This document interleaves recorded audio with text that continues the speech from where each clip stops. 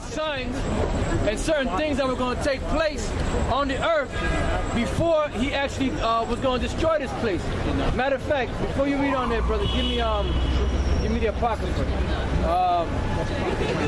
Give me the book of 2nd Ezra, the 9th chapter, start at the 1st verse.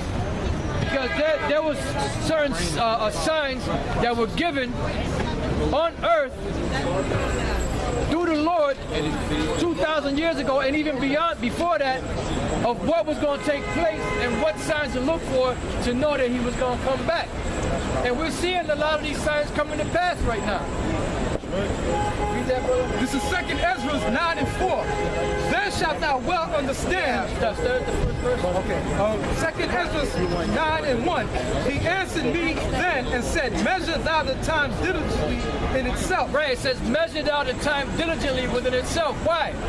Because we know that the Lord gave a certain time frame when he was going to come back and destroy this place. So how do we measure these things? How do we measure the time? By watching the prophecies, by checking the prophecies that already passed, by looking for these new prophecies that are coming up, like the microchip. So you have, not only do you have to read the scriptures and know what's contained in the scriptures, but you also have to know what these prophecies are, like the mark of the beast. The mark of the beast is talking about the microchip. So you have to keep an eye out for that, because you know that once they fully implement that, you know that we're just about out of here. You know, like the Lord said, that there's going to be wars, there's going to be rumors of wars, there's going to be famines, there's going to be all type of stuff going on around the world, so that you know, right, that these things are about to pass, come to pass. And they're located in the Bible. Right, and that's where you find it in the scriptures.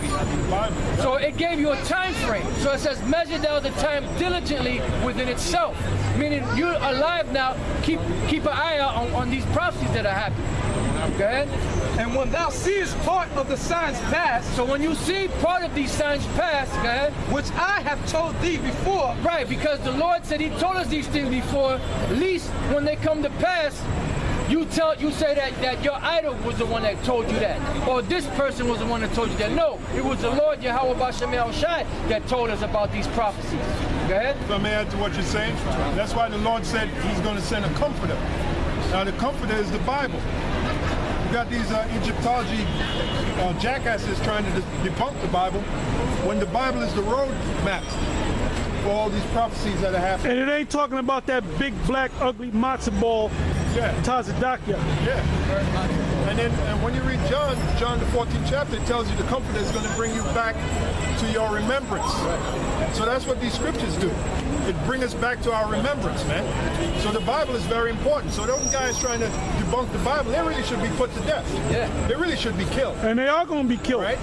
If they don't come out of that bullshit, the Most High going to destroy them. Yeah. And you know what's funny is, like, here it is, these guys don't believe in the Bible. They say it's been plagiarized, right. But everything they do is based around the book. They quote scriptures out of the book. They try to break down their philosophy with scriptures in the book, but yet the book is not valid. So why even bother going into it? Yeah, why read the book alone? Don't touch our book. Yeah. Leave the book alone, man. Goddamn. No, because they call themselves trying to confound us. Right. You ain't confounding nobody down here, man. That's right. You get confounded. How come the original Bible was originally like this, now it's like this? Well, because I remember reading it was like this. Yeah, it had the Apocrypha in it. Right, the Apocrypha was taken out. See, what happened was the so-called Jews, they put together a group of Sabbateans. It's called Sabbatean. They're called Sabbatean Jews. And it goes back to a guy by the name of Sabbatai Sevi. Now, what happened was you have a group of so-called Jews, or a group of people that continued in that religion. And there's a guy by the name of Ibershutz. There was another guy by the name of Carl Anton, and they set up what's known as the Biblical Destruction Group. Now, the Biblical Destruction Group was set up in 1776. Now, in 1776, which is Illuminati, actually, May was Illuminati. Right. When they set when they set that up, the Biblical Destruction Group, they were disbanded 50 years later in 1826. But by 1826, they managed to take this book right here that we're reading out of the Apocrypha, out of the Bible. That's why the Bible went from about 80 books down to about 66 or so. You know, and that's why it's and the book. The reason why them books were big too, because they were big letters. Right. Because the scriptures speak about a little book. Yep. It's actually a little book. Right. Book, yeah. See them clowns up there, them black conscious clowns. They say, well, you only got one book. Well, I read the scripture about making many books. There's no end, you know? And in actuality, the Bible is a collection of books. The word Bible is from the Greek biblios, which means books. So it ain't just one book, it's a collection of books. Actually, there were letters and parchments, all compiled into one book. And that goes back to in the book of Revelation, the 5th chapter, where Yahushua received the book. All right, you can read about that. Yeah, and that's where the Lord said that if you take anything away from this book, the Lord's going to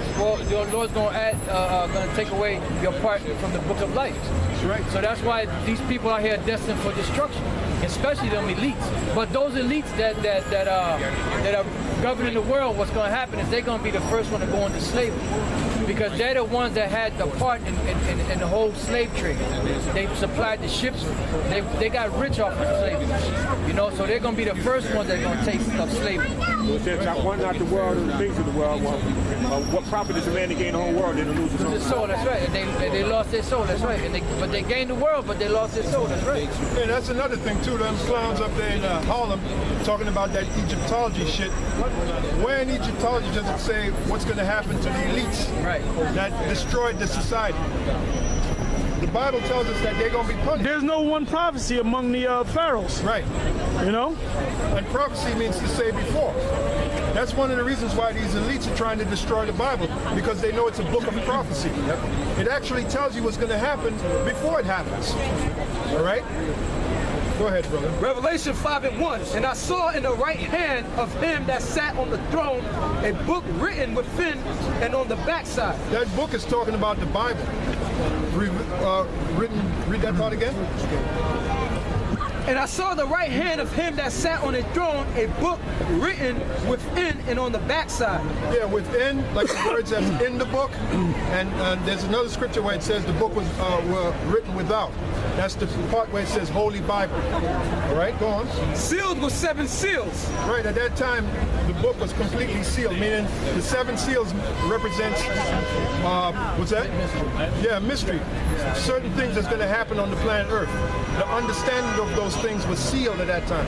Because when you go back to the book of Daniel, the 12th chapter, as a matter of fact, let's read that to get a better understanding of what you read here. Daniel 12 and... Daniel chapter 12, verse 4. Go on. But thou, O Daniel, shut up the words and seal the book. Shut up the words and seal the book. Again, that's that reference, the book, the Bible. Go on. Even to the time of the end. Now, what time we're in now? We're in the time of the end. The end of what? The end of the so-called white man's empire. Time of your destruction. The time of the so-called white man's destruction. Because he's ruling this world right now. So we're at his end. The time of the end. Go on. It says, many shall run to and fro. Right, we have the ability now to travel in great distances through something called a jet. We have some, what is that, the Concorde. Which they got rid of. Right, but you had that. Now you have jets that can take you to like places like England and France, take you as far as Japan in a few hours. All right, so that's the scripture there. Yeah, they got those trains. I don't know what they're called. They're bullet trains. Bullet trains. They'll get you there in no time. Yeah, so read that part again, brother. It says, many shall run to and fro. That's what that means. Because back then, when this was written, you didn't have that ability to travel in great distances in a short period of time. All right, go on. And knowledge shall be increased. Right, knowledge shall be increased. You have the internet now. Anything you want to learn about, you can just Google it and find out about it. It's called research.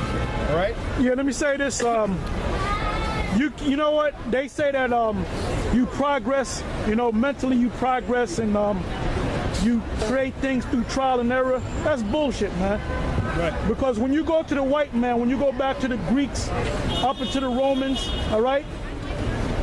From the Greeks, Alexander the Greek, which he lived about 300 some odd years before Christ, the Romans came into power about like 45 years before the Messiah.